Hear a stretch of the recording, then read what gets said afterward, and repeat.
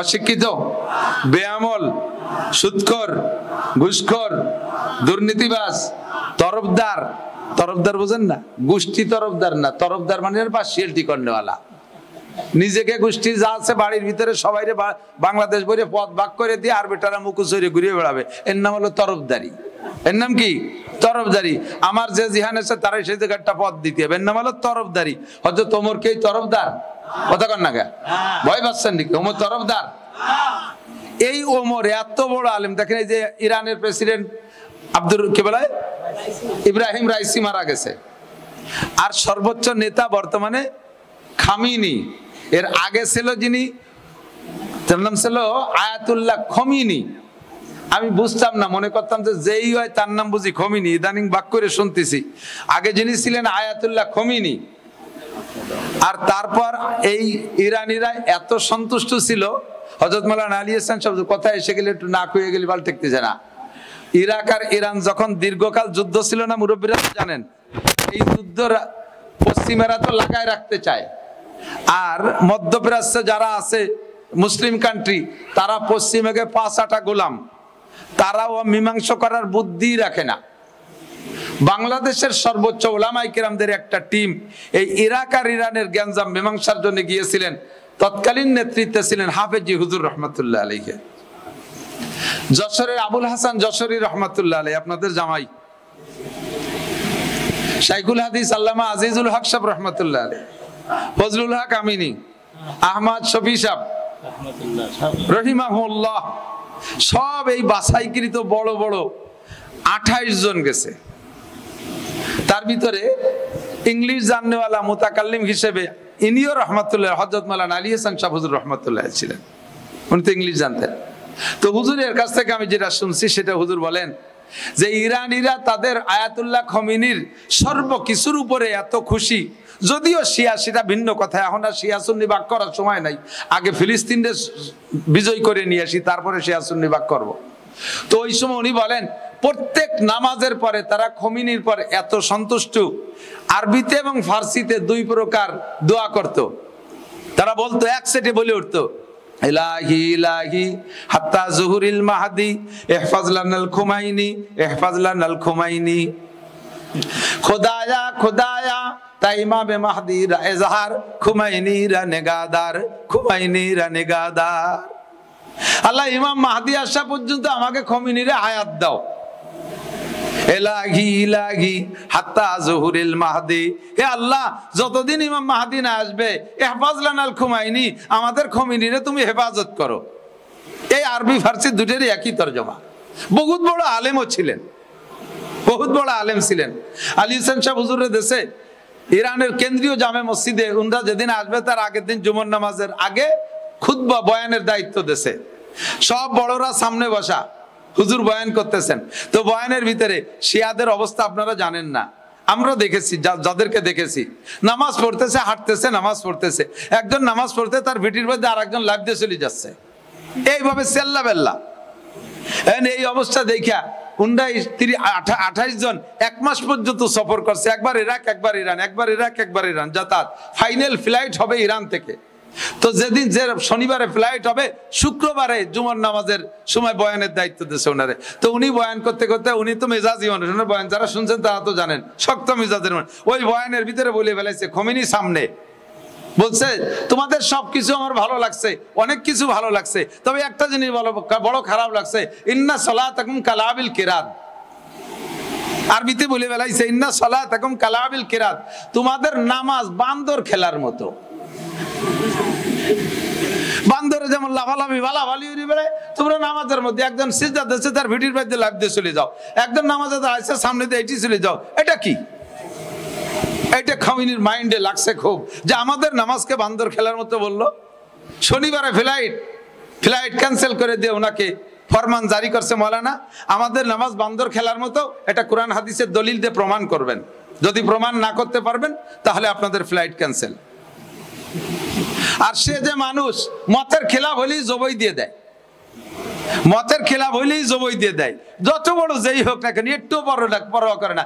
আমেরিকার সাথে সেই থেকে মোকাবেলা করে আসতেছে, আমেরিকারে 5 পয়সা ভ্যালু দেয় না, এখনো পর্যন্ত দেয় না ইরানিরা। বিশ্বের সব মধ্যপ্রাচ্যের সমস্ত রাজা বাচ্চারা, সব বড়ি মিয়ারা আমেরিকার পাশাটা, ইরান কিন্তু তার জায়গায় ঠিক আছে। কথা বলেন ঠিক ঠিক না? একেবারে মজবুত বিটামাংসির মতো দাঁড়িয়ে আছে, ও কেউ রে ভয় পায় না খোমেনি। এখন কালকে জবাব দিতে হবে, আমাদের নামাজ বান্দর খেলার মতো কেন, এই প্রশ্ন করে পাঠাইছে, সাংবাদিক পাঠাই দিয়েছে। এখন মন্ত্রীর মাধ্যমে প্রস্তাব আসছে। এখন সাইকুল হাদিস সাহেব যারা গেছে 1 মাস পর্যন্ত দৌড়ি করে কালকে ফ্লাইট। আরে মিয়া হজেও যদি যান, এদিক তাকান, হজের মোহাব্বত আছে না নাই? হজে যাবেন তো? এই যতদিন না গেছেন অতদিন পর্যন্ত পাগল, আল্লাহ আমি যদি একবার জাতি বাড়ি আর বাড়ি আসবো না। কিন্তু হজ করা হয়ে গেলি পরের দিন আপনি অন্য হয়ে যাবেন বাড়ি আসতে। হজ হয়ে গেলি আর মন টেয়ে না, হজ হয়ে যাওয়ার পরে আর দাঁড়ায় না। যত মক্কা মদিনার মহব্বত আশেকের রাসূল, হজ হয়ে গেলি আর দাঁড়াইতে মনে যায় না। তো হজে যাইও পাগল হয়ে যায় বাড়ি আসতি, আর সে জায়গায় ইরানে যাইয়া কালকে ফ্লাইট, আর সেখানে আটকায় দেশে যদি জব না দিতে পারে ফ্লাইট ক্যান্সেল, আর যেদিন জব দেবা সেই দিন ফ্লাইট। সাইকুল হাদিস সাহেব ওনাকে বলতেছে, মিয়া তুমি কোনো কথা কও তাই এই জায়গাও কবা, সব জায়গা কও এই আজকে কালকে ফ্লাইট, এ যে মানুষ তুমি চেনো না, ওরে ও তো সব কাটার ধরে জবই দিবে না, মীমাংসা সব শেষ করে দেবে, সালিশ মারি বেলায় দিবে না। আইসে সালিশ করতি, হও কথা করতে জায়গা পাও না। তুমি বলে যে হুজুর আপনারা পাশে থাকেন, দোয়া করেন, কিতাবাদি কিচ্ছু তো নাই, কালকে সকালবেলা জবাব দিতে হবে। কয়েকজনে এমন ভয় দিয়েছে, বিশেষ করে সাইকুল হাদিস সাহেব কয় যে রাত্রে সবকিছু পরিষ্কার করে রেডি হয়েছে, জব না দিতে পারলি তো মারি ফেলবে।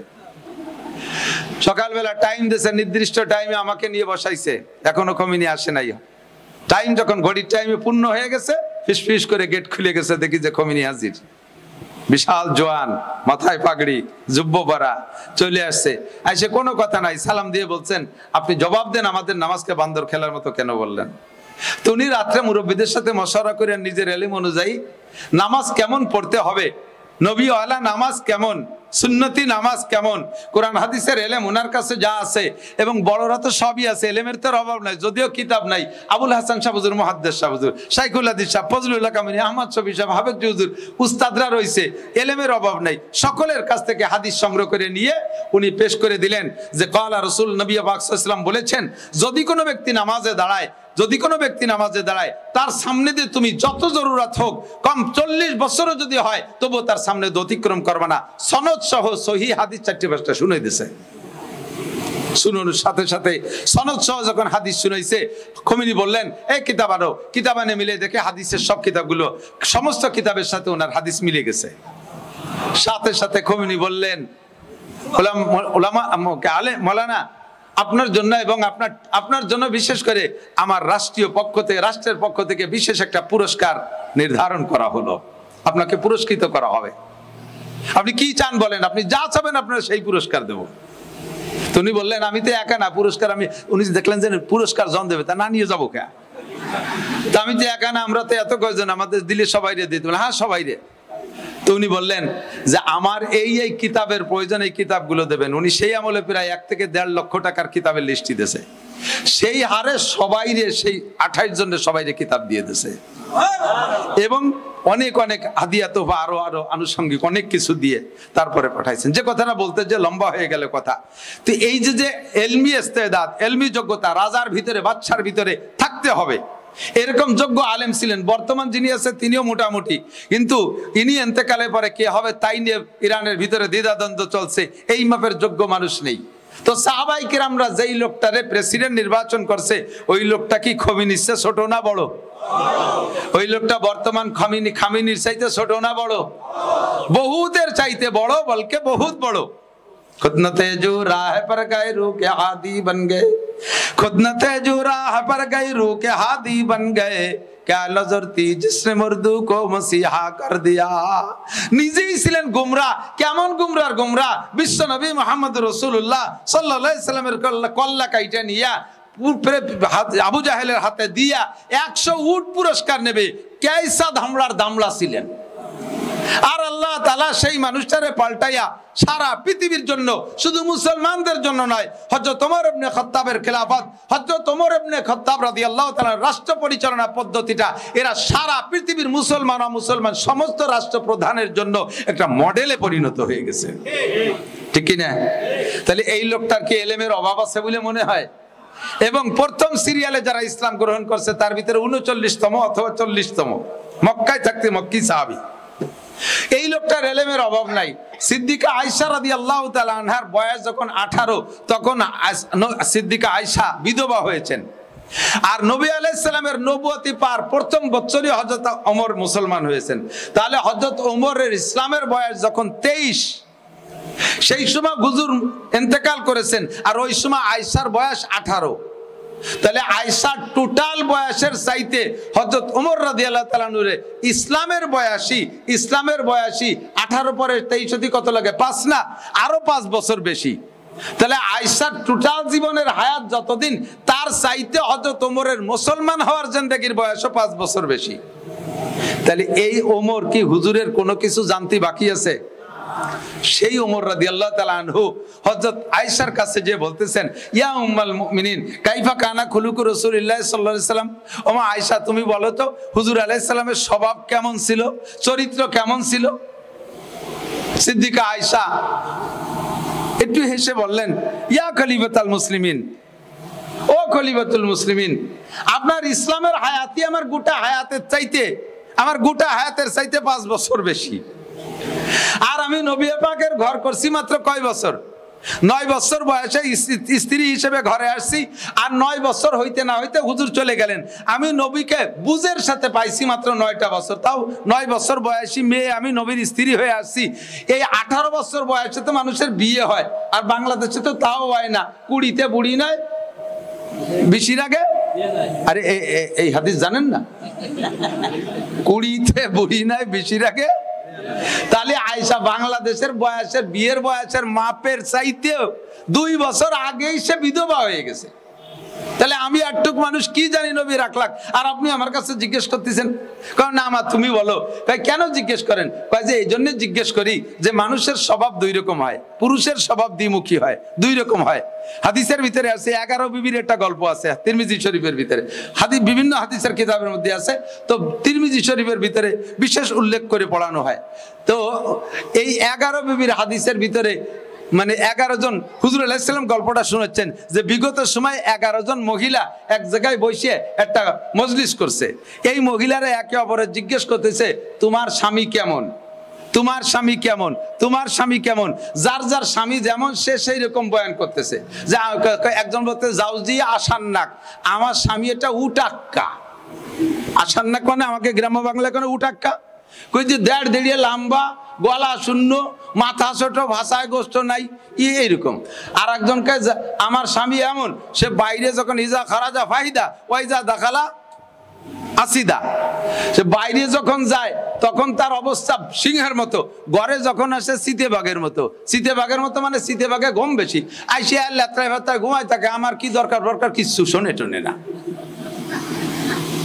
আরেকজনকে আমার স্বামী এরকম, বাইরে যখন যায় তখন আমার স্বামী বাইরে যখন যায় তখন বাঘের মতো, বাড়ি যখন আসে বিলের মতো। বাইরে যখন যায় তখন তার দিকে ফিরে তাকাতে পারে না, বড় বড় বিটাকে থাবড়ায় চিৎ করে ফেলায় যায়। আর বাড়ি যখন ঢোকে তখন আমি চড় দিলেও মুখ মুছে আইটে চলে যায়। এইরকম 11 বিবির গল্প। তো হযরত আয়েশাকে বলতেছেন যে পুরুষের স্বভাব 2 রকম হয়, কেউ বাইরে একরকম ভিতরে আর এক রকম। বাইরে বিশাল বাঘের মতো, ভিতরে বিড়ালের মতো। আবার অনেকে বাইরে গেলি পারা বেনা লাগে, চড় খাইয়ে বাড়ি এসে বরফিটি সেটা শোধ দেয়। আছেন এরকম কোন বাহাদুর? বাইরে ভ্যানালারা চড়াই দেশে শোধ দিতে পারে না, বাইরে ঘরে এসে বোর চুল ধরে মারে আর চিনিস আমি এদেশের পাইছিও, দেখাই ছেড়ে দেবো, বউরে দোবেন নাড়ি বারোয় ফেলাইতে মারতি উল্টো বেচতে। এইরকম পুরুষরা 2 রকম 3 রকম হয়ে থাকে। সেই হিসেবে আমরা হুজুরের বাহিরের অবস্থা জানি, বাইরের অবস্থা মাশাআল্লাহ এ তোর বেমিসাল, অতুলনীয়।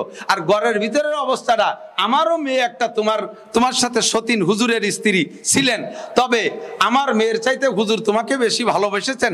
কাজেই হুজুরের আভ্যন্তরীণ অবস্থা তুমি বেশি জানো, আর বাইরেও হুজুরের সাথে তুমি বেশি সফর করেছো, এই জন্য ভিতর বাহির সবটা তুমি ভালো জানো। এই জন্য তোমার কাছে জিজ্ঞেস করছি কাইফা কানা খুলুকু রাসূলুল্লাহ সাল্লাল্লাহু আলাইহি ওয়াসাল্লাম, ও আয়েশা তুমি একটু কও নবী আলাইহিস সালামের বিলকুল চরিত্র কেমন ছিল? খেয়াল করতেছেন সবাই? তো হযরত সিদ্দিকা আয়েশা বলতেছেন, ইয়া আমিরুল মুমিনিন আলা তাকরাউল কুরআন, খলিফাতুল মুসলিমিন আপনি জিজ্ঞেস করলেন আপনি কোরআন শরীফ পড়েন না? কোরআন শরীফ তো পড়ি তো, আমি তো প্রায় খতম দেই তো কোরআন শরীফ দিয়ে নবীর চরিত্র কি বুঝবো? তো সিদ্দিকা আয়েশা ছোট মানুষ, বয়স কম, কোরআন ও হাদিসের ইলম, নবী আখলাকের, নবী আলাইহিস সালাতু ওয়াস সালামের সিরাত, আখলাক, সূরাত সবকিছু সম্পর্কে কত জ্ঞান এবং কোরআন হাদিসের ভিতরে কিভাবে ডুবাইছেন যে হযরত ওমর রাদিয়াল্লাহু তাআলা ভাবেন নাই যে কথা। আয়েশা তাই স্মরণ করা দিয়ে বলতেছেন, আপনি তো কোরআন শরীফ পড়েন, আলা তাকরাউল কুরআন, কোরআন পড়েন না? বলে জি পড়ি। তা আমি কোরআন দিয়ে কি বুঝবো? হযরত আয়েশা বলেন, কানা খুলুকুহুল কুরআন, 30 পারা কোরআন শরীফ যা বিশ্বনবী মুহাম্মদুর রাসূলুল্লাহ সাল্লাল্লাহু আলাইহি ওয়াসাল্লামের গোটা জিন্দেগি তা হুবহু কোরআন শরীফ আল্লাহর নবীর চরিত্র। আরে ভাই বোঝেন না, আমরা কোরআন শরীফটা জাস্ট পড়ি, তিলাওয়াত করি, ওর থেকে কিছুই বুঝি না। কোরআন শরীফ কি শুধু রমজানে তিলাওয়াত করার জন্য? কথা কন, নামাজে যতটুক লাগে অতটুক পড়ার জন্য? মাঝে মাঝে বিপদে পড়ে গেলে মান্নত করবো, আল্লাহরে লোভ দেবো, আল্লাহ তুমি যদি আমার এই ঝামেলাতে বাঁচাও তাহলে তোমার এক খতম কোরআন শরীফ পড়ে দেবো। আল্লাহ লোভে লোভে সেই বিপদ থেকে মুক্ত করে দেয়, পরে 300 টাকা দিয়ে একটা হুজুর দিয়ে কোরআন শরীফ এক খতম পড়াই দেয়। এই তাবিজ কবজের জন্য কোরআন শরীফ? কোরআন শরীফ জালিকাল কিতাবু লা রাইবা ফি হুদাল লিল মুত্তাকিন শাহরু রমাদানাল্লাযী উনজিলা ফীহিল কুরআন হুদাল লিন-নাসি ওয়া বায়্যিনাতিম মিনাল হুদা ওয়াল ফুরকান। এক আয়াতে আছে কোরআন মুত্তাকিন পরহেজগারদের জন্য রাহবারি করার জন্য এসেছে, আর এক আয়াতের ভিতরে আল্লাহ বলেন গোটা মানব জাতির পথ প্রদর্শনের জন্য আমি কোরআনে কারীম নাজিল করেছি। ব্যক্তি জীবন তুমি কোরআন দেখে গড়তে পারো, পরিবার পারিবারিক জীবন তুমি কোরআন দেখে সাজাইতে পারো, অর্থনীতি তুমি কোরআন দেখে করতে পারো, সমাজনীতি তুমি কোরআন দেখে করতে পারো, রাজনীতি তুমি কোরআন দিয়ে করতে পারো, আন্তর্জাতিক নীতিতে তুমি কোরআনকে কাজে লাগাইতে পারো। এ কোরআন শুধু তিলাওয়াতের জন্য নয়, শুধু নামাজের জন্য নয়, মান্নত করে তুমি বিপদ থেকে মুক্তি পাওয়ার জন্য নয়। এ কোরআন হলো কমপ্লিট কোড অফ মুসলিম। একজন মানুষ তার জিন্দেগিকে দুনিয়ার থেকে জান্নাতি মানুষ হিসেবে তৈরি কইরা সার্টিফিকেট নিয়ে টিকিট কাইটা জান্নাতের দিকে রওনা দেওয়ার জন্য যে যোগ্যতা লাগে ওই যোগ্যতা দিয়ে আমি কোরআনে কারীম নাজিল করেছি। 30 পারা কোরআন শরীফ ব্যক্তি জীবনে সব আছে না নাই? সামাজিক জীবনে সব আছে না নাই? অর্থনীতির সব কোরআনে আছে না নাই?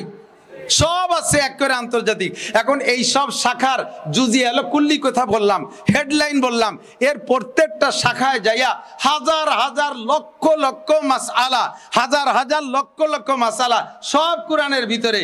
আর এই সব কিছু মিলিয়ে যদি কোরআন হয়, আর 30 পারা কোরআন যদি নবীর জিন্দেগি হয়, আর তার নাম যদি হয় সিরাত, তাহলে এই সিরাতের আলোচনা আমরা 100 ঘন্টা, 2 ঘন্টা, 2.5 ঘন্টা, 5 ঘন্টায় কিভাবে করব?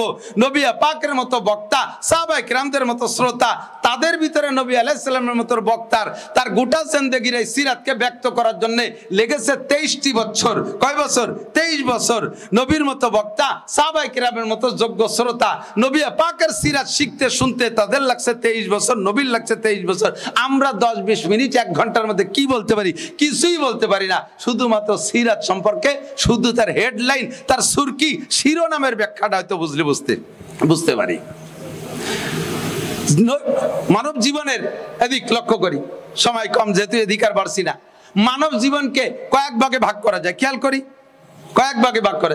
একটা হলো বেলাদাত, একটু বোঝার জন্য বলছি, সব কথাই শুনবেন, খেয়াল করবেন, নিয়ে যাওয়ার মতো যেটা হবে সেটা নিয়ে যাবেন। আপনার জানা অনেক কথা আমি বলে ফেলাইছি, ওইটা আপনার ভালো লাগে নেই, ফাঁকে ফাঁকে দুনিয়াটা যদি অজানা থাকে ওইটা আপনি নেওয়ার জন্য এই জানা কথাগুলোর ভিতরে ওত পাইতে বসে থাকবেন। যেগুলো জানি এটা জানি, কোনটা না জানা কয় সেইটা ধরবো। কাজে ওই ফাঁকে যদি বেখেয়াল হয়ে যান, সেই জানা অজানাটা ছুটে যাবে, গলে আপনারা কেউ খালি হতে বাড়ি যেতে হবে।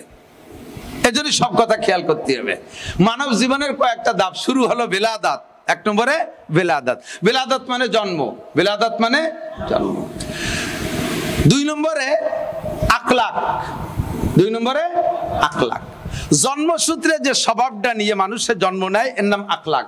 খিলকাত মানে জন্ম, খিলকাত মানে জন্ম। আর জন্মের সাথে একটা যেই চরিত্র আর স্বভাব নিয়ে জন্ম নেয় একে বলা হয় আখলাক। এই ছেলেরা মনে রাখবা। 3 নম্বরে সিরাত।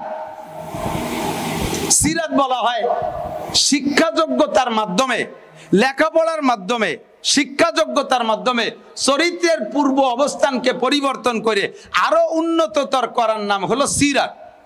আরো উন্নততর করার নাম সিরাত। তো প্রত্যেকটা মানুষের একটা বিলাদাত আছে, এটা জন্ম। এই জন্ম বৃত্তান্ত কিস্সার নাম হলো মিলাদ। জন্ম বৃত্তান্ত কিস্সার নাম মিলাদ। তা আমার নবী পাকের জন্ম বৃত্তান্ত কিস্সা আলোচনা করার নাম মিলাদ। আমাদের দেশে প্রচলিত যে মিলাদ আছে, আলেম ওলামাদেরকে ডাইকে দোকানপাটে বসাইয়া নতুন ঘর বানাইলা, প্রতিষ্ঠান একটা বানাইয়া, বাস টাস কিনলে তার ভিতরে নিয়ে হুজুররা একটু সূরা কিরাত পড়িয়ে টড়িয়ে একটু দোয়া দুরূদ শরীফ কয়েকবার পড়ে মুনাজাত করে দেয়। হুজুর আলাইহিস সালামের জন্ম বৃত্তান্ত সম্পর্কে কোনো আলোচনা নাই। এই মিলাদ সেই মিলাদের কিচ্ছুই আলোচনা হয় নাই, অথচ এটা আমাদের দেশে প্রথা বনে গেছে। এখন আল্লাহর রহমতে আস্তে আস্তে তা উঠিয়েও চলে গেছে। নবী আলাইহিস সালাম যে কোনো অংশ নিয়ে মহাব্বতের সাথে আলোচনা করবেন, আল্লাহ তাআলা আপনাকে নেকি দিবে। নবী আলাইহিস সালাম মিলাদ নিয়ে আলোচনা করেন, জন্ম বৃত্তান্ত আলোচনা করেন, নেকি হবে মহাব্বতের সাথে আলোচনা করলে। তবে একটা বোঝার বিষয় হলো যে আমার নবী পাক সাল্লাল্লাহু আলাইহি সাল্লামের জন্ম বৃত্তান্ত কিসসা আলোচনা করে ওই রকম জন্ম বৃত্তান্ত জন্ম অনুযায়ী আর জন্ম আমি নিতে পারবো না, ওইরকম একটা সন্তান আমি জন্ম দিতে পারবো না, জগতে ওইরকম সন্তান আর হবে না। শুধু মহাব্বতের সাথে আলোচনা করা ছাড়া ওখান থেকে আমার আর কোনো নগদ ফায়দা নাই। কথা বলেন ঠিক কি ঠিক না? আমি যত আলোচনা করি ওইরকম একটা সন্তানকে আমি জন্ম দিতে পারবো? আমি নিজেকে আর একবার ওইরকম হয়ে আসতে পারবো? পারবো না। এটা জাস্ট আলোচনার ভিতরে শেষ। 2 নম্বর আখলাক। খিলকাত মানে জন্ম। তো খিলকাত জন্মসূত্রে যে স্বভাব পায় একে বলা হয় আখলাক। এইটা শুধু মানুষ না, প্রত্যেকটা প্রাণীর মধ্যে থাকে। দেখেন মুরগির বাচ্চা ডিমির থেকে বেরোইয়া, মুরগির বাচ্চা ডিমির থেকে বেরোইয়া 1, 2, 3 মাস পর্যন্ত দুধ খায় না খুদ খায়? কথা কয় না? দুধ খায়, খুদ খায়। ওই ডিমির থেকে বের হয়েই খুদ খাতে হবে। খুদ খাওয়ার যে নিয়ম ওইটি ওরে শিখিয়ে দিল কিনা? বলবেন যে ওর মা সাথে থাকে, গ্রাম্য মুরগি ওর মা সাথে। তো গ্রাম্য পাবলিক মুরগির মা সাথে থেকে তারে খুদ খাওয়া শিখিয়ে দেয়। পোল্ট্রি মুরগির মা কিনা? ওর ডিমিতে হুটার পর ওরে খুদ খাওয়া শিখে এলো কিনা? এটা হলো খিলকাত, এটা জন্মসূত্রের স্বভাব, ঠিক না? ছাগলের বাচ্চা জন্মের পরে দুধ খায়। দুধ খাওয়ার ভিতরে তো খাইতে হলে খালি চাটলি হয়ে যায়, কিন্তু চাটার ফাঁকে ফাঁকে ছাগলের বাচ্চা, গরুর বাচ্চা দেখবেন চাটার ফাঁকে ফাঁকে থনে মুখ দিয়ে ধাক্কা মারে না, গুঁতো দেয়। এই গুঁতো দিয়াটা শিয়ে লোকেরা চাট পিছাইছি যা খাইয়ে যা। গুঁতো দিলি পানায় পেটের মধ্যে দুধ আসে। এইটা আল্লাহ তাআলার জন্মসূত্রে শিক্ষা দিয়েছে। এটার নাম হলো আখলাক। এটার নাম কি? এরকম বলতে গেলে রাতভর বলা যাবে। প্রত্যেক প্রাণীর পার্সোনাল আখলাক আছে। তো মানুষেরও আখলাক আছে। যে জাতের মানুষ, যে এলাকার মানুষ, সেই এলাকার মানুষের সেই রকম আখলাক।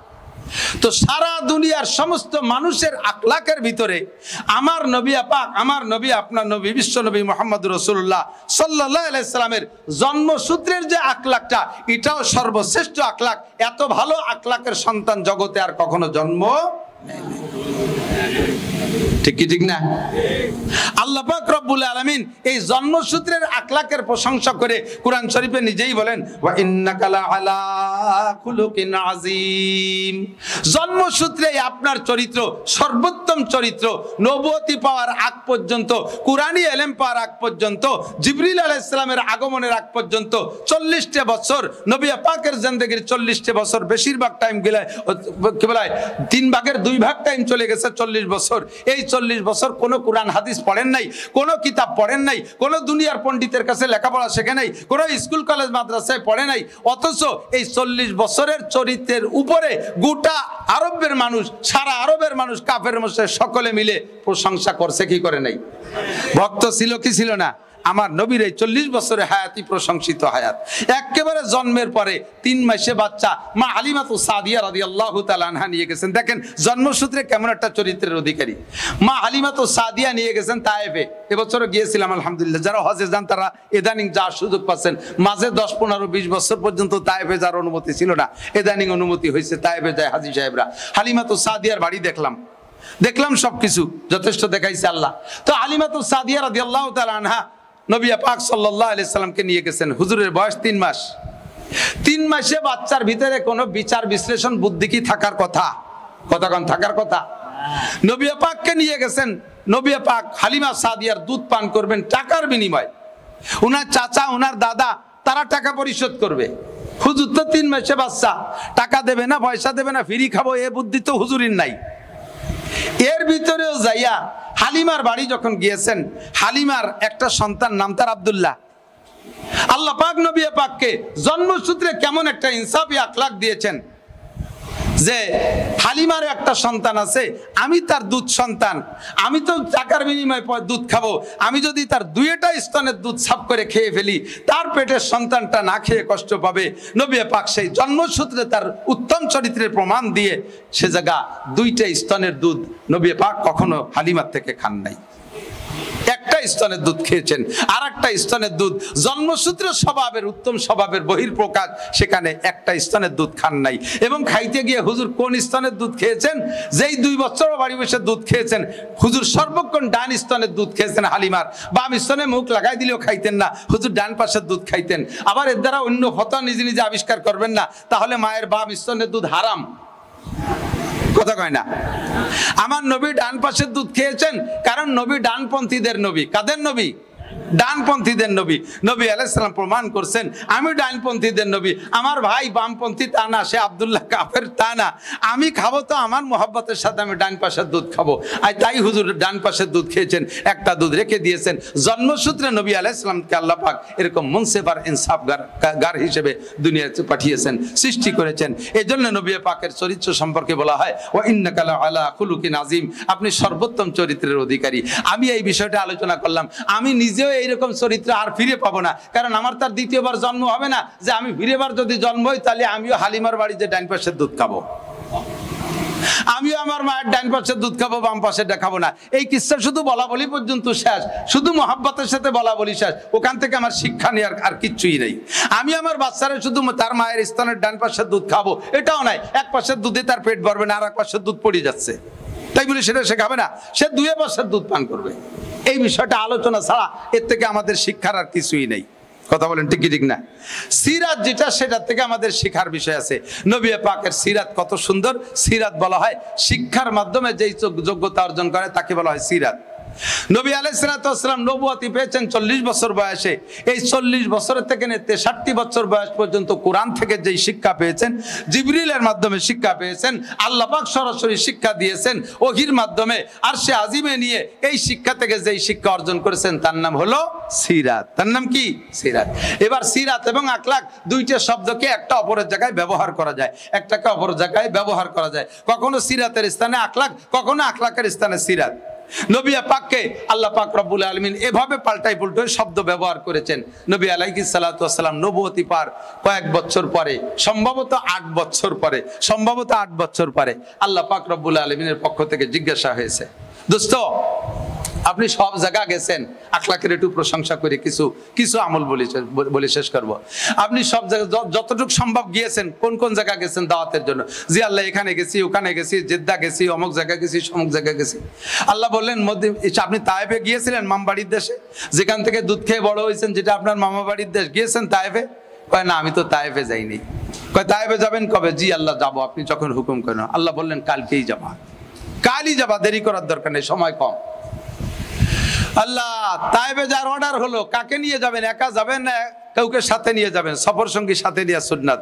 হযরত মুসা আলাইহিস সালাতু ওয়াস সালাম ইউসুফ ইবনে নুনকে নিয়ে সফর করেছেন, তো কাজে আপনিও সফর সঙ্গী নিয়ে যাবেন। কাকে নিয়ে যাবেন? হযরত সাদ ইবনে আবি ওয়াক্কাস রাদিয়াল্লাহু তাআলা আনহুকে নিয়ে হুজুর সফরে যাবেন, তায়েফে যাবেন। তো তায়েফে হুজুর গিয়েছেন, তায়েফে যাইয়া তায়েফবাসীদেরকে সাদ ইবনে আবি ওয়াক্কাসের মাধ্যমে এলান করে পুরো তায়েফবাসীদেরকে ডেকে এক জায়গায় নিয়ে আসছেন। যে জায়গা আনছেন, যে জায়গা বসাইছেন, যেই পাথরের উপরে বসে হুজুর বয়ান করেছেন, খুতবা দিয়েছেন, এবারও দেখে আসছি আলহামদুলিল্লাহ।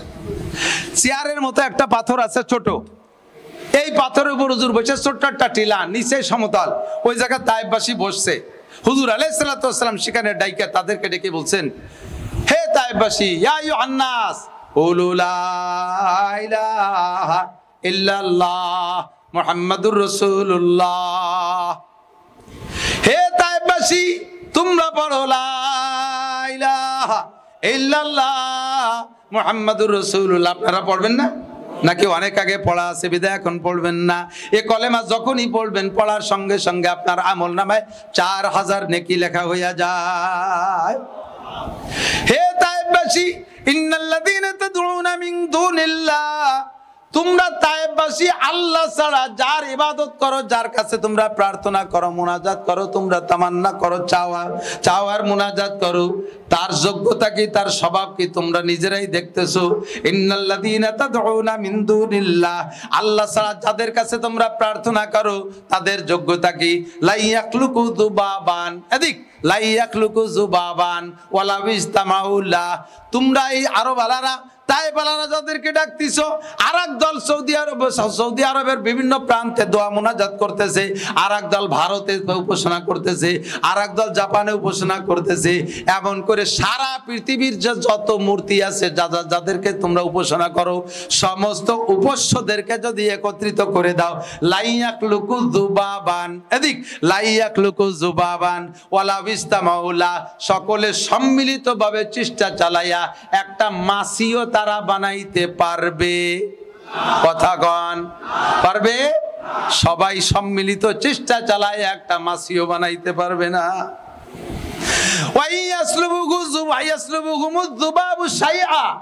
সবাই মিলে একটা মাছি তো বানাইতে পারবে না। তোমাদের উপাস্য লাত, হবল, মানাত, ওজ্জা, আরো যত দেব দেবী আছে সবাই সম্মিলিত চেষ্টা করে একটা মাছি বানাইতে তো পারবেই না। আরো দুর্বল কত দেখো, যদি মাছিতে তাদের সামনের খাবার কেড়ে নিয়ে যায়, তাদের কোনো অঙ্গ প্রত্যঙ্গ খুলেও নিয়ে যায়, তবুও মাছির কাছ থেকে কেড়ে রাখার যোগ্যতা তাদের। জোরে বলেন আছে? এবার আল্লাহ কয় যাওফাত তালিব ওয়াল মাতলুব, কাজেই তোমরা যারা চাইতেছো তারাও দুর্বল, যাদের কাছে চাইতেছো তারাও দুর্বল। এত অসহায়, এত দুর্বল, দুই দল এক জায়গা হয়েছে, তোমাদের মনের আশা পূরণ হবে না। আর সমস্ত আশা যদি পূরণ করতে হয়, এ সব দেবদেবীকে ছাইড়ে দিয়া কুলু লা ইলাহা ইল্লাল্লাহ, সবাই মিলে পড়ো লা ইলাহা ইল্লাল্লাহ মুহাম্মাদুর রাসূলুল্লাহ। তায়েফ আর মক্কা কিন্তু বেশি দূর না, মাত্র 100 কিলোমিটার দূর। নবী পাকের সুখ্যাতি আর প্রশংসা, এই 40 বছরের যোগ্যতার প্রশংসা সারা তায়েফেও পৌঁছে গিয়েছিল। আর তায়েফওয়ালাদের ভাগ্না, সেই হিসেবে তারাও বড় গর্বিত ছিল। আমাদের একটা যোগ্য ভাগ্না আল আমিন বিশ্ব প্রশংসিত, এই ভাগ্নেটা আমাদের গর্বের বিষয়। সেই ভাগ্নে যখন গেছে, প্রথম সম্মান তাকে দিয়েছে, ভালোবাসাও তারে দিয়েছে, কিন্তু যখন কলেমার দাওয়াত দিয়েছে, এবার শুরু হয়ে গেল লড়াই। নেতৃস্থানীয় যারা, তারা বলে, এ ভাগ্নে, যে সম্মানে ছিলে সম্মানে থাকো, তুমি তোমার সম্মান নষ্ট করো না, তুমি তোমার ইজ্জত নষ্ট করো না, তোমার স্থান থেকে সরে যাও না, তোমাকে ভালোবাসি, ভালোবাসা তুমি নিতে থাকো, তুমি ফারদার আর এই বক্তব্য দিবা না। নবী পাক তো তাদের কথায় থেমে যাওয়া মানুষ না, হুজুর সুন্দর করে বোঝানোর চেষ্টা করেছেন। নবী পাকরে যখন থামাইতে না পারছে, এবার কয়, হে স্থানীয় যুবকরা, লাগ এই পাগল পোলাটারে তাড়া, এইটা পাগল হয়ে গেছে, ওইটা মাজনুন হয়ে গেছে, ওইটা দেওয়ানা হয়ে গেছে।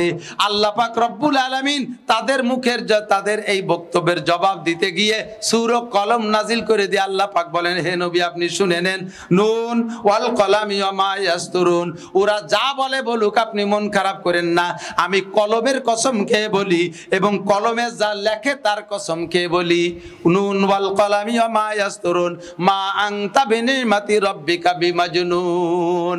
আপনার রবের নেয়ামত, আপনার রবের ইহসান, অবশ্যই আপনি মুহাম্মাদুর রাসূলুল্লাহ পাগল না। কথা বলেন ঠিক কি ঠিক না? আমাদের নবী পাগল, আমাদের নবী মাজনুন, আমাদের নবী দেওয়ানা, আমাদের নবী বোকা। আরে দুনিয়ার সবাই বোকা করলেও কিছু আসে যায় না। আমার নবী যা পাগল না, সার্টিফিকেট দিয়েছেন কে? যেই কোরআন দিয়ে সার্টিফিকেট দিয়েছে, তোরা তা পারলে তার সাথে একটু প্রতিবাদ কর। কোরআনের সমকুটি একটা কোরআন বানায় দেখা, এই কোরআনের একটা আয়াতের ভিতরে যাররা পরিমাণ ভুল ধরে দেখা। আমার কোরআন ছিল সত্য, চ্যালেঞ্জের কোরআন এখন আছে। ওই কোরআনে বলে আপনি পাগল নয়। ওয়া ইন্না লাকালা আজরান গায়রা মামনুন, আপনার জন্য আপনার রবের পক্ষ থেকে অপরিসীম নিয়ামত আর পুরস্কার রয়েছে। আমি লাস্ট ঘোষণা দিয়ে দিলাম, ওয়া ইন্নাকা লাআলা খুলুকিন আযীম। ওরা যা বলে বলুক, মন খারাপের দরকার নাই, সর্বোত্তম চরিত্রের অধিকারী আপনি। বলেন সুবহানাল্লাহ। আমার নবীর চাইতে ভালো চরিত্রের সৃষ্টি জগতে আর কেউ হতে পারে? এবার মায়ের শুরু হলো, মারতে মারতে মারতে মারতে যেখানে নিয়ে গেছে, নবী পাক একটা পাহাড়ের গায়ে মায়ের খাইয়ে অজ্ঞান হয়ে পড়ে রয়েছে। সচক্ষে দেখে আসছি, তারা যেভাবে বলে সেইভাবেই তো আমাদের জানা জানি। আর তারা যেভাবে বলে, পাহাড়ের গায়ে সাদা রং দিয়ে মুহাম্মদ শব্দ খোদার কুদরতি কায়দায় লেখা হয়ে গেছে। পাহাড়ের গায়ে মুহাম্মদ শব্দ মিম হা মিম দাল লেখা হয়ে গেছে। আরাবিয়ানরা বলে যে এই জায়গা নবী আলাইহিস সালাম এসে আশ্রয় নিয়েছিলেন। এই সময় যখন হুজুর বেহুশ আর অজ্ঞান, তখন জিবরিল আলাইহিস সালাম আসছে। তাইব তো পাহাড়ি এলাকা, খুব বড় বড় পাহাড়, কত উঁচু পাহাড়, যে পাহাড়ের মাঝখান দিয়ে মেঘ যায়, মেঘের উপরে পাহাড়ের বাকি অংশ, এত উঁচু পাহাড় সেই তাইবে। তো এই পাহাড়ের দায়িত্বশীল ফেরেশতা যারা, সবাই এসে নবী পাককে প্রস্তাব দিয়েছেন। স্বয়ং বিশ্ব মস্তান, সারা দুনিয়ার সমস্ত মস্তানদেরকে ধুলাই দেয় যেই মস্তান, তার নাম হযরত আজরাইল আলাইহিস সালাতু ওয়াস সালাম, উনি এসে প্রস্তাব দিয়েছেন।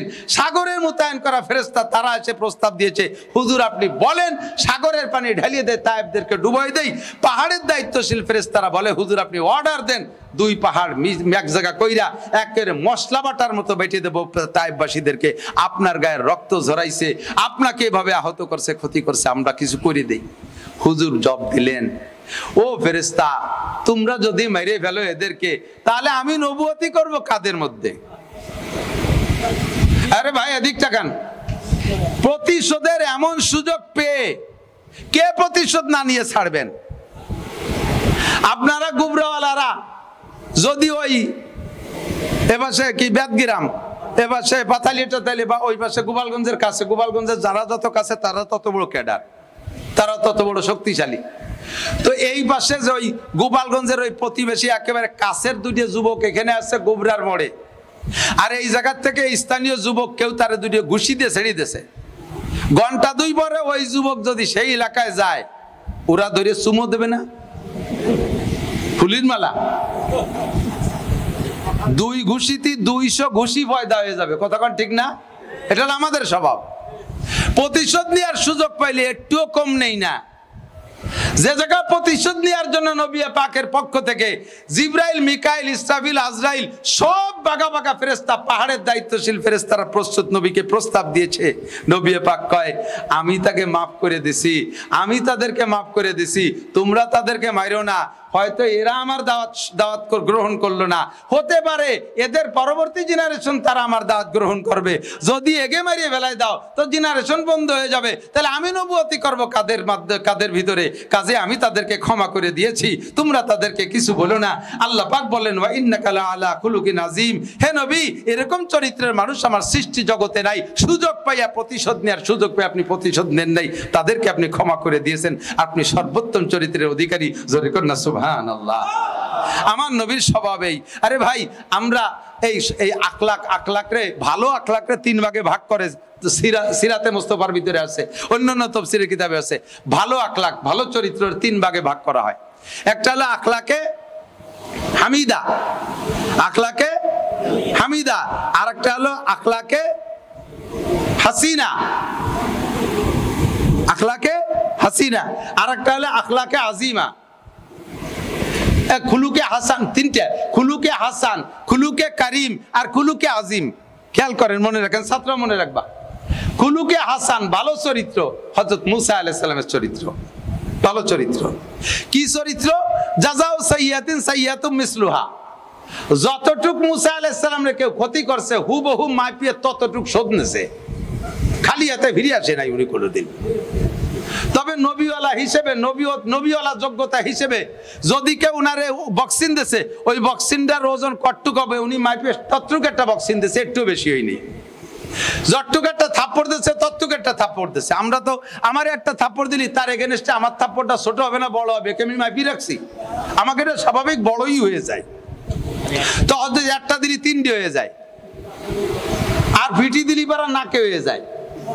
আর খুলুকে হাসান হলো হুবহু পিঠে দিছে, পিঠের যে জায়গা দিছে সেই জায়গা, দাঁত যেটা ভেঙে দিছে ওইটা ভেঙে দেওয়া, চোখ যেটা কানা হইয়ে দিছে ওইটা কানা হইয়ে দেওয়া, একে বলা হয় খুলুকে হাসান, হুবহু পরিমাণ মতো প্রতিশোধ দেওয়া, এটা জায়েজ।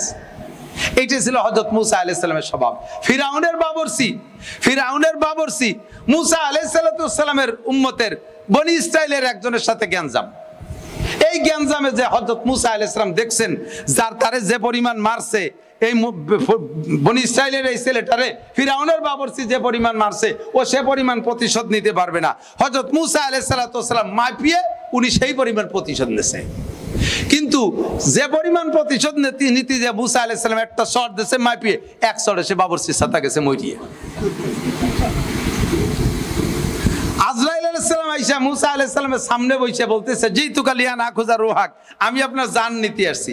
হাজারবা মুসা আলা আইনিহি, জান নিতে যে লোকটা আছে ওই লোকটা আমার শত্রু আইছে যেহেতু জান নীতি, তার সাথে প্রতিশোধ আমার জান দেওয়া পরিমাণে নিতে হবে, এটা জায়েজ। কাজেই উনি জান নিতে আসছে প্রস্তাব দেওয়ার সাথে সাথে উনি চিন্তা করলেন যে জান নিয়ে ফেলি তো নিয়ে গেল, আমার সহ্য আগেই নিতে হবে। হাজারো বালা আইনিহি, বক্সিনেরটা মারি দিয়েছে চোখ জড়াইয়ে, আজরাইলের চোখ একটা নষ্ট হয়ে গেছে। আজরাইল সালাম চলে গেছে, চোখ ঠাইসি ধরে আল্লাহ কায় হমা বালুকা ইয়া মালাকাল মউত, আজরাইল তোমার কি খবর? রব্বি জরাবানি মুসা আমারে ঘুষ হইছে। আল্লাহ কায় কেন ঘুষি দিল জিজ্ঞেস করলে রে? জিজ্ঞেস করলে যদি আর একটা দিত, এক চোখের মধ্যে সারিয়েছি। মুসা আলাইহিস সালামের স্বভাব জাযাউ সাইয়্যাতিন সাইয়্যাতুম মিসলি, এটাকে বলা হয় খুলুকে হাসান, ভালো চরিত্র। এটা খারাপ না, আপনি পারবেন, আপনার অনুমতি আছে। দিক তাকান, আরে মশলা এসে গেলেই বলা লাগে। আমাদের বর্তমানে একদল আছে সুফি সাপ, এরা গণতন্ত্রের বিপক্ষে। ওলামায়ে কেরাম খেয়াল করবেন, আমার ভুল হলে সংশোধন করে দেবেন। যদি আমি ভুলের পর এসে থাকি তাহলে আমি আপনার দেয়া সংশোধনী মেনে নেব, তবে আসেন আগে জবাব দেন। গণতন্ত্র নাজায়েজ কইয়া কোনো নির্বাচনে অংশগ্রহণ করে না এবং তার বিপক্ষে বলে হ্যাঁ গণতন্ত্র নাজায়েজ। তবে কোরআনের আয়াত জাযাউ সাইয়্যাতিন সাইয়্যাতুম মিসলুহা আছে না নাই? যে পরিমাণ ক্ষতি করে তারা সেই পরিমাণ প্রতিশোধ নাও। একটু জবাব দেন। আল্লাহর বিচার হলো মানুষকে যেভাবে আল্লাহ বিচার করে সেটা তার ব্যাপার। তবে শরীয়তের বিধান, নবী পাক বলেছেন আল্লাহর হুকুম, কোন মানুষ কোন প্রাণীকে আগুনে পোড়াইয়া মারবেন না। বুঝেন, কোন মানুষ কোন প্রাণীকে, মানুষ হোক আর কোন প্রাণী হোক, তারে আগুনে পোড়াইয়া মারা হারাম। কথা বোঝেন নাই? আগুনে পোড়ায় মারা কি? জীবিত প্রাণীকে আগুনে পোড়ায় মারা কি? হারাম। এর মধ্যে কোনো সন্দেহ নাই, ঠিক না? আগুনে পোড়ায় মারা কি? ভালো করে বুঝিয়ে ফতোয়া দেন। আগুনে পোড়ায় মারা কি? নবী নিষেধ করছেন, আল্লাহ নিষেধ করছেন। আল্লাহর যে শাস্তি, আগুনে পোড়াবেন আল্লাহ কয় আমার বিচার তোমাদের হাতে নিও না, কাজেই মানুষকে তোমরা আগুনে পোড়ায় মারবা না। এবার আসেন, বোমা মারিয়ে মারা, গুলি করে মারা, এই বোমা আর গুলি, আগ্নেয়াস্ত্র যেগুলো মারামারি চলতেছে, এগুলো আগুন কিনা? কথা কন, এগুলো আগুন কিনা? ফিলিস্তিন গাজার মুসলমানরা যে বোমা মারতেছে ওটা আগুন কিনা? লেবাননের হেজবুল্লাহরা মারতেছে ওটা আগুন কিনা? তাহলে এই আগুন দিয়ে পোড়ায় মারা নিষেধ, মারতেছেন কে? এই আগুন দিয়ে পোড়ায় মারা নিষেধ, বোমা কেন মারতেছেন? জাযাউ সাইয়্যাতিন সাইয়্যাতুম মিসলুহা, তারা বোমা মারছে আগুনের বোমা, তাই তার প্রতিশোধে আগুনে বোমা। বর্তমানে টিকে থাকতে হলে সারা দুনিয়া জুড়ে ক্ষমতা দখলের একমাত্র মিডিয়া গণতন্ত্র। এই গণতন্ত্রের মাধ্যমে তারা যাইয়া মসনদে বসে আমাদের চুল ধরে দাড়ি ধরে ঘুরবে, কাজেই আমিও তার প্রতিশোধ নেব গণতন্ত্রের মাধ্যমে, বিকল্প আর কোনো ব্যবস্থা নাই। কথা বলেন ঠিক না? যদি এখানে বোমা মারিয়ে মারা জায়েজ হয় তাহলে গণতন্ত্র জায়েজ। খালি এক টাকা গণতন্ত্রের মধ্যে মাথা ঢুকাই দিয়ে বসে থাকবেন যে সাহাবায়ে কেরাম গণতন্ত্র করে নাই, আমাদের গণতন্ত্র জায়েজ নাই। তাহলে সাহাবায়ে কেরাম বোমাই দিয়ে মারে নাই, আগুন দিয়ে পোড়ায় মারে নাই, তোমরা মারো কে? তরবারি নিয়ে যাও, কামারের সামনে কেড়াল নিয়ে যাও, 1200 গুলির উড়ে দিবেন।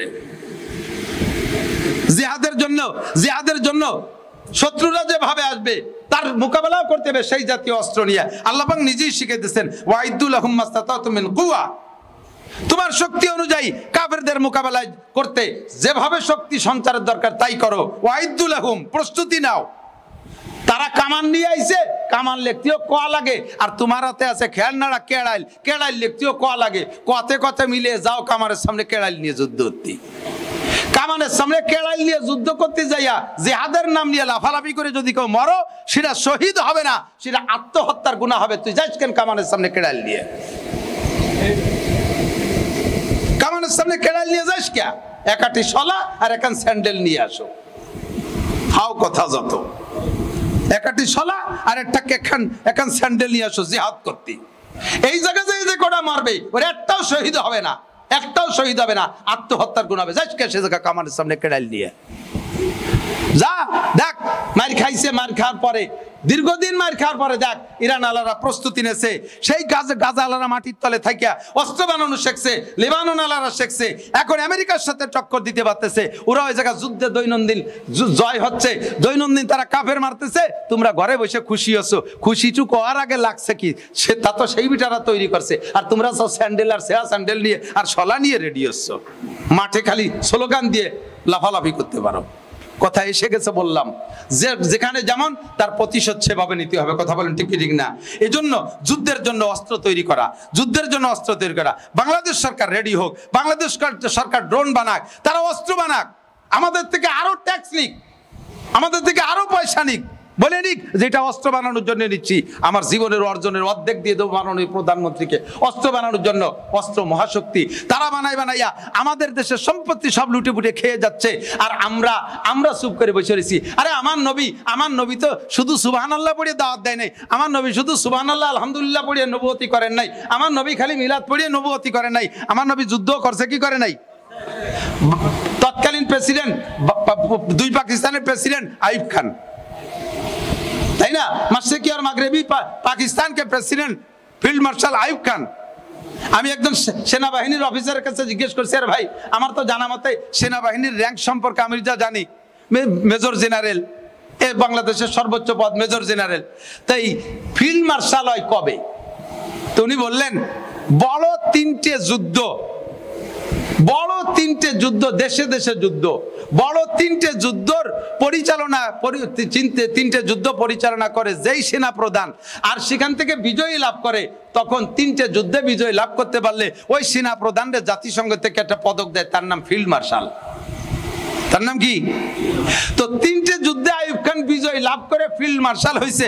আমার নবী 27টি যুদ্ধে অংশগ্রহণ করে সেনা প্রধান ছিলেন। 27টি যুদ্ধে আমার নবী বিজয় লাভ করছে, একটা যুদ্ধ নবী পাক ঠকেন নাই, 27টি যুদ্ধে বিজয় লাভ করছে। তাহলে 27 3 রে কয়বার গুণ দিয়া লাগে? 9 বার গুণ দিয়া লাগে, 3 নং 27। তাহলে আমার নবী 3 বার ফিল্ড মার্শাল হয়েছে, 9 বার ফিল্ড মার্শাল হয়েছে। 9 বার যে ফিল্ড মার্শাল হয় তার জন্য সর্বোচ্চ একটা উপাধি থাকতে হয়, সেইটা হলো মুজাহিদে আজম।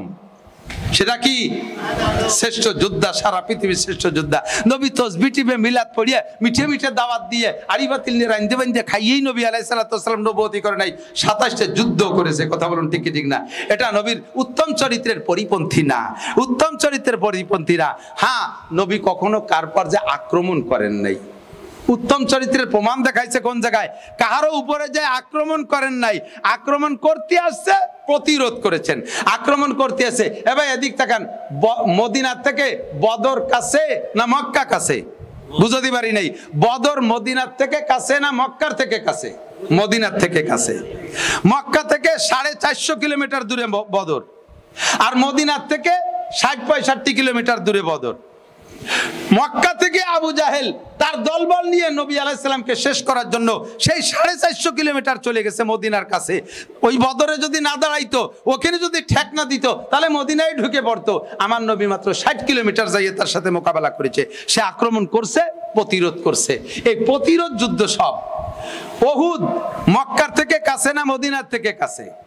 মদিনার গায়ে। উহুদ মদিনার, মক্কা থেকে 450 কিলোমিটার দূরে উহুদ, আর মদিনার থেকে মাত্র 2 কিলোমিটার।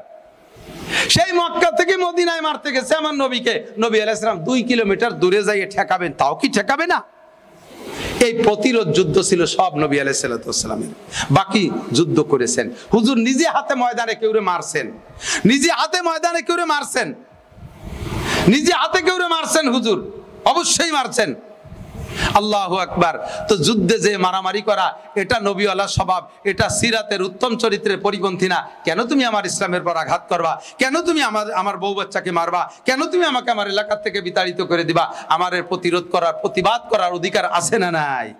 ও দোস্ত, হযরত জিবরিল আলাইহিস সালাতু ওয়াস সালাম চলে যায় জায়গায়, ফেরেশতারা এসে বলছে হুজুর বলেন প্রতিশোধ কায়দা মতে নেই। হুজুর কয় না, প্রতিশোধ নিয়ে সবাইরে মারিয়ে ফেললি আমি নবুয়তি করব কোন জায়গা? আল্লাহু আকবার। এই জায়গায় নবী পাক সাল্লাল্লাহু আলাইহি সাল্লাম কয়টা দেখাইছেন? আর এটা একটু বলে যাই, এটা হলো হযরত মুসা আলাইহিস সালামের স্বভাব। মনে আছে নাকি? খুলুকে হাসান, ভালো চরিত্র, সমান সমান। আর হযরত ঈসা আলাইহিস সালামের স্বভাব হলো খুলুকে কারীম, আর একটু দয়াবান স্বভাব, আর একটু ঊর্ধ্বের। সেটা কি? যদি কেউ মারছে উনাকে, উনার প্রতিশোধ নেওয়ার ক্ষমতা থাকা সত্ত্বেও প্রতিশোধ না নিয়ে মাফ করে দিয়েছে। এটা হলো হযরত ঈসা আলাইহিস সালামের স্বভাব। এটা খুলুকে কারীম, দয়ালু স্বভাব, দয়ালু। এটা আরেক ক্লাস উপরের। আর আমার নবীর স্বভাবের ভিতরে 5টা গুণে দিক তাকান। 1 নম্বরে প্রতিশোধ নেওয়ার ক্ষমতা থাকা সত্ত্বেও প্রতিশোধ না নেওয়া। 2 নম্বরে প্রতিশোধ না নিয়ে আবার ওই লোকটার কাছে মাপ চাওয়া। ভাই নিশ্চয়ই আপনি আমার কোনো আচরণে কষ্ট পেয়ে, বৈধ হোক আর অবৈধ হোক, কোনো আচরণে কষ্ট পেয়ে আপনি আমার গায়ে আঘাত করেছেন, আল্লাহর রাস্তায় আপনি আমার মাফ করে দেন। 3 নম্বরে ওই লোকটার আবার মাফ করে দিয়েছে, আমিও আপনারে মাফ করে দিলাম।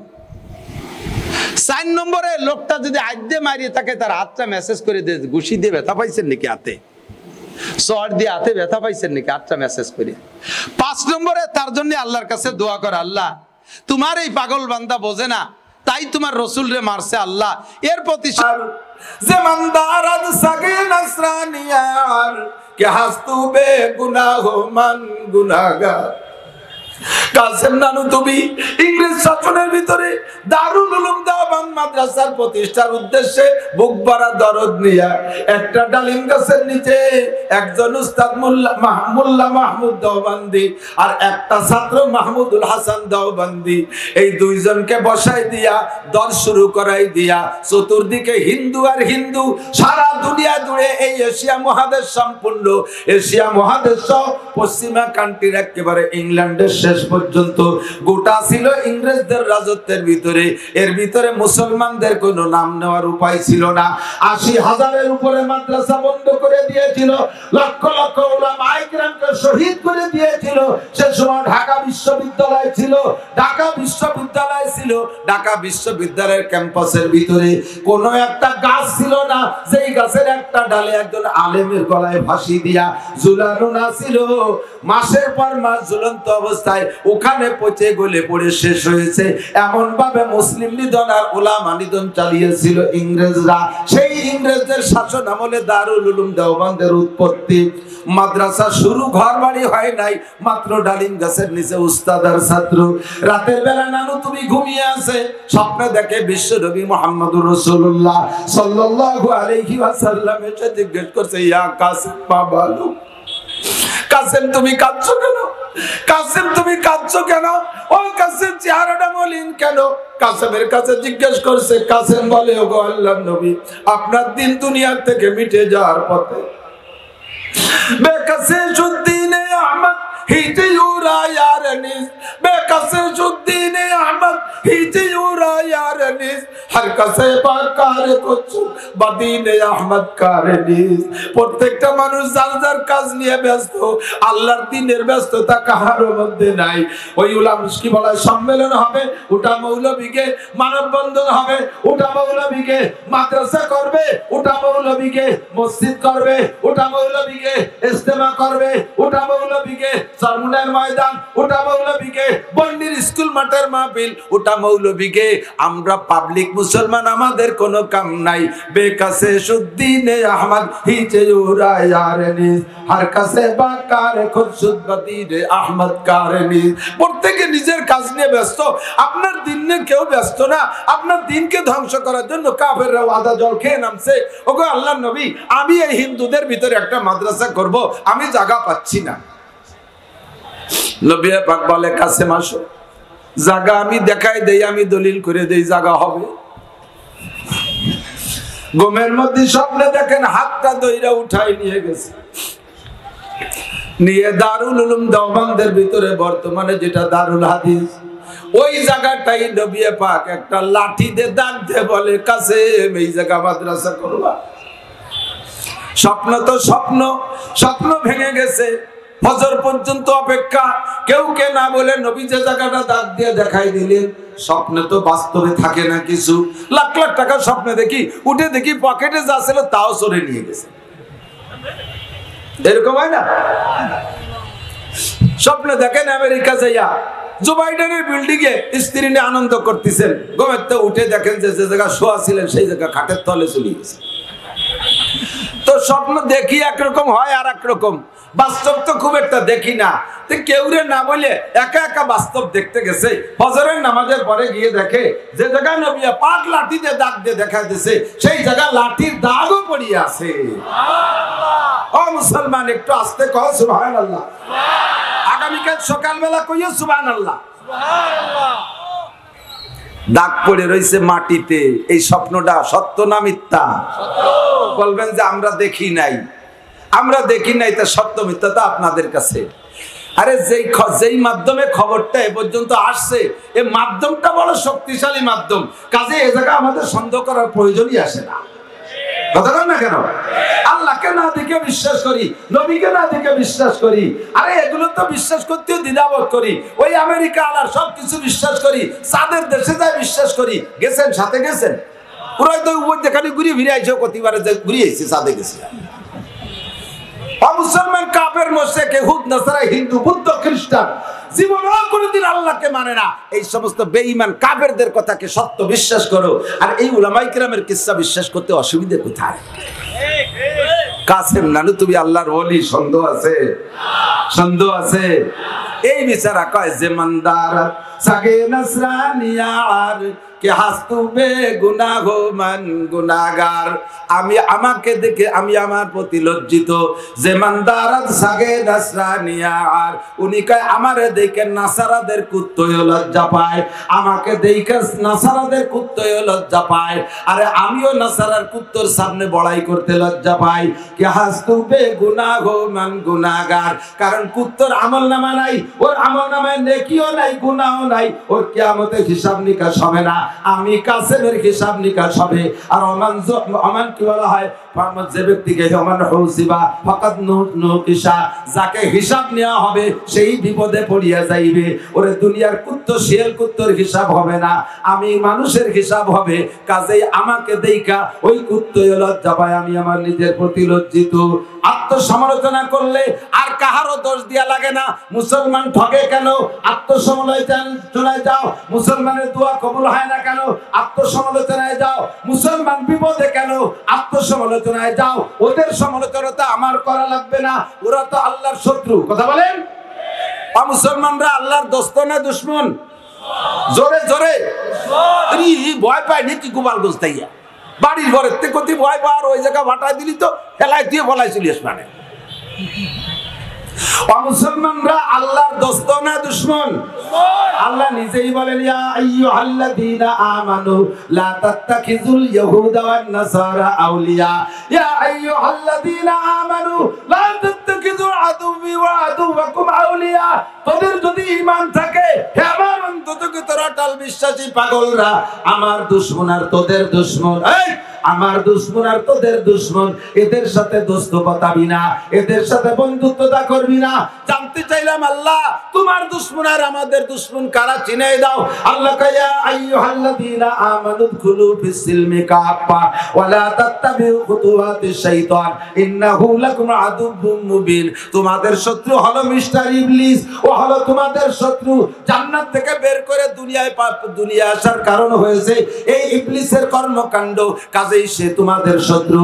আর আমার শত্রুর নাম শুনে নাও, ইয়া আইয়ুহাল্লাযীনা আমানু লা তাত্তাখিযুল ইয়াহুদা ওয়ান নাসারা আউলিয়া। ইহুদ নাসারা আমার শত্রু, ওদের সাথে বন্ধুত্বতা করবা না, ওদের সাথে প্রেম করবা না, ওরা আমার শত্রু। কাজেই ওদের আমার শত্রুদের ব্যাপারে ফয়সালা আমিই করব। তোমাদের জন্য অনুরোধ, আমার শত্রুদের সাথে বন্ধুত্বতা করবা না।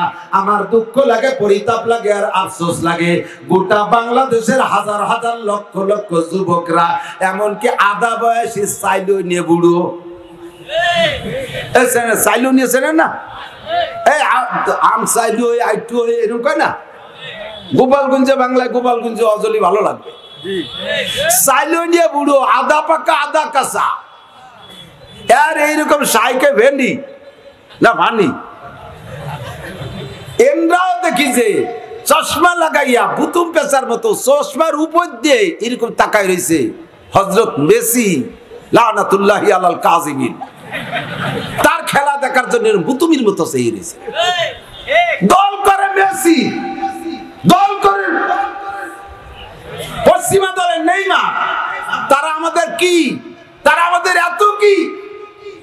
ফিলিস্তিন আর গাজার যুদ্ধে সর্বপ্রথম ধাক্কায় এই পশ্চিমা নাসারার গোষ্ঠী, এ ভালো করে বুঝে নিন, ইসরায়েলি হলো ইহুদি, এরা মুসা আলাইহিস সালামের অনুসারী।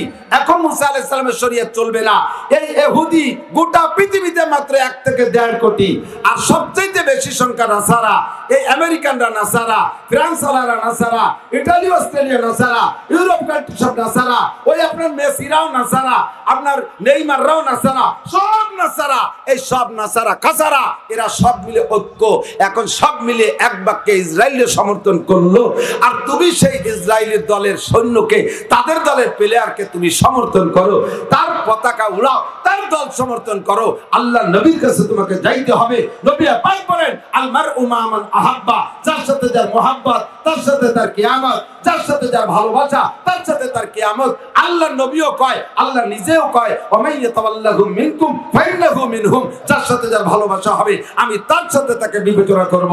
আমার এই বিশাল ময়দান থেকে, বর্ণি কলেজ হাই স্কুল ময়দান থেকে আমার প্রাণপ্রিয় যুবকরা হাত উঁচিয়ে স্লোগান দিয়ে আজকে পাক্কা প্রতিজ্ঞা করিতে হইবে, জীবনে কোনোদিন মুসলমানদের সাথে আন্তরিক ভালোবাসা, তাদের কোনো কর্মকাণ্ডকে সমর্থন করিব।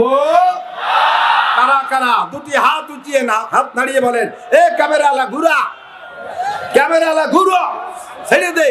এই হাত নাড়তেই থাকেন, হাত নাড়। সকলে নিন্দা করি, মুখে বলেন নিন্দা করি, নিন্দা করি, ইসরায়েলকে নিন্দা করি, আমেরিকানকে নিন্দা করি, ইহুদিবাদকে ঘৃণা করি, নাসারাবাদকে ঘৃণা করি, হিন্দুত্ববাদকে ঘৃণা করি। নারায়ে তাকবীর। জাযাকুমুল্লাহু আহসানাল জাযা। আল্লাহ তাআলা কবুল করেন, বলেন আমিন। যে কথাটা বলতে যে সরে গেছি, আমরা এখান থেকে যা কিছু করব, জায়গা ক্ষতি উপকার না হলেও লাভ আমাদের। কথাটা লাভ বলতে হবে, লাভ আমাদের। উদাহরণে বলি, মাঝে মাঝে দিনের বেলা বহুত উলামায়ে কিরাম বয়ান করছে, হয়তো কেউ বলেও বলতে পারে যে আমার তরদাল্লিল বাব আসলে আমার একটু বলতে হবে আমার কথা পরিপূরণের জন্য। কষ্ট হবে না তো? নমরুদ আর ইব্রাহিম আলাইহিস সালাতু ওয়াস সালাম, দুইজনের মধ্যে নমরুদ তো আল্লাহর দোস্ত, এর কথা কয় না। আমি তো উল্টোটা কব যাতে আপনার পাক্কা ইয়াকিন হয় জায়গা মতো। দুইজনের মধ্যে আল্লাহর দোস্ত কে? ইব্রাহিম খলিলুল্লাহ। আরে ক্লোজ ফ্রেন্ড, বন্ধুর মধ্যে ভাগ আছে। এমনি নরমাল বন্ধু, দেখা হলি, ও দোস্ত চা খাইছিস? গালা খাই রে, তাই আমার নামে তোর তাই দিয়ে খেয়ে যা, এও দোস্ত। আর একজন দোস্ত, দোস্ত আমার পাশে বসে খা, এটাও দোস্ত। আর একজন দোস্ত আমার বাড়ি যেতেই হবে, না গেলে হবে না, তোর ভাবি কিন্তু রাগ করবে, এটাও বন্ধু। পার্থক্য আছে না নাই? তো আমার নবী হলেন এইরকম বন্ধু, বাড়ি না গেলেই হবে না, তাই আল্লাহ তাআলা ডাকে আরশে আজিমে নিয়ে গেছে। কোন সুবহানাল্লাহ। সেকেন্ড বন্ধু দোস্ত আমার কোলের পাশে বসে খা, ইনি হলেন ইব্রাহিম খলিলুল্লাহ আলাইহিস সালাম। তো ইব্রাহিম খলিলুল্লাহ আলাইহিস সালাতু ওয়াস সালামকে নমরুদ আগুনে পোড়াবে বলে বাবুল শহরের সমস্ত কাফেরদেরকে দিয়ে 1 মাস শাল কাটা লোহা কাঠ জমা করাইছে। আজিরে খাতায় সই দিয়ে ডেলি 1 মণ কাঠ জমা দিবি। সাবালেক যারা একেবারে সাইকে ফানি বুড়ো ছাড়া আর রুগী ছাড়া যারা সুস্থ, সকলের হুকুম 1 মণ করে শাল কাঠ অথবা লোহা কাঠ জমা দিবি। কাজটা যত শক্ত হয় আগুন তত পাওয়ারওয়ালা হয়, ঠিক কি ঠিক না? যার কারণে ইট বাটায় তেঁতুল কাঠ দেয়, তেঁতুল কাঠ দেয়, শক্ত শক্ত কাঠ দেয়। তো ইব্রাহিম আলাইহিস সালামকে পোড়ানোর জন্য 1 মাস পর্যন্ত কাঠ কি লাগে? ও তো আমাকে এই গোপালগঞ্জে এসে 2 মুঠা খড়ি নিয়ে গেলি হয়ে যায়। একজন মানুষ পোড়াতে কি লাগে? আর কটা 2 আটি নাড়া নিয়ে দিলি হয়ে যায়, তাতেই বুড়ে সাপ। 1 মাস পর্যন্ত কাষ্ট জমা করছে, তার মানে ভয় দিয়ে আতঙ্কিত করে তাকে দুর্বল করে সারেন্ডার করাতে পারে। ইব্রাহিম আলাইহিস সালামকে সারেন্ডার করা চিজ। আল্লাহ নিজেই সার্টিফাই করেন, ওয়া ইযবিতালা ইব্রাহিমা রাব্বুহু বিকালিমাতিন ফাআতাম্মাহুন্না, আমি আমার ইব্রাহিমের 30টা পরীক্ষা নিয়েছি। কয়টা? ওই আমার জামার কথার সাথে আমি পরিপূরক হিসেবে বলি, আল্লাহ তাআলা মুসলমানকে মাঝে মাঝে মাইর খাওয়ায়, এটা জাস্ট তাকে পরীক্ষা করার জন্য, যে ফেল করে না পাস করে। সব জিনিসের পরীক্ষাতে একরকম না, কথা কন না কেন? আমাদের এলাকায় বাঙ্গাড়ি কিনতে আসে না কোটালি বলালারা? হ্যাঁ, কোটালি বলালা থাকলে রাগ হবেন না, বাঙ্গাড়ি বেশি কোটি কোটি টার মালিক হয়ে যাচ্ছে। এখন গোপালগঞ্জেরা সব থানাই কেনা বেচা, খালি সারা পৃথিবী বেড়ে কি কোটালি বলালার বাঙ্গাড়ি কেনে নাকি? একটি নাম আছে আর কি। তো এই বাঙ্গাড়ি কিনতে আসে, তাও আমরা বেশি, আবার বাড়ির থেকে মাঝে মাঝে স্বর্ণ অলঙ্কারও বেশি না, বেশি পাল্টা পাল্টি করার জন্য, রদবদল করার জন্য, নবায়ন করার জন্য, উন্নত মানের বানানোর জন্য, অথবা অভাবে পড়ে বেশি। এত বড় 2 কান কানের দুল নিয়ে গেছেন স্বর্ণকারের দোকানে, ওকে দৈরেই মাইপিয়ে কিনে নেয়? আমার বিশ্বাস নাই, আমি তো এবং তোরম বেচতে পারি নেই। এটা বাছাই করে, এটা তাহকিক করে। কিভাবে তাহকিক করে?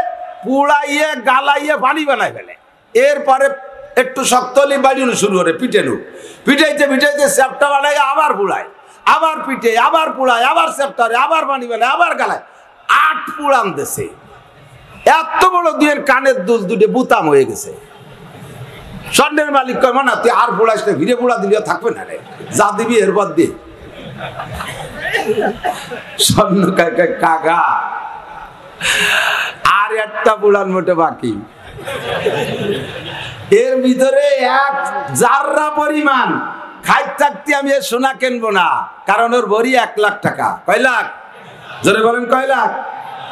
এই 1 লাখ টাকা ভরি, ওর মধ্যে 1 বালি পরিমাণ খাইতে থাকতে আমি মনে ওকে বানানোর সময় খাইত ঢুকাইছে স্বর্ণকাররা, আমি খাইত বের করে তারপর অরিজিনাল স্বর্ণ কিনবো। 1 লক্ষ টাকা ওর ভরি, অত আর হাসিয়ে খেলে কিনা যায় না।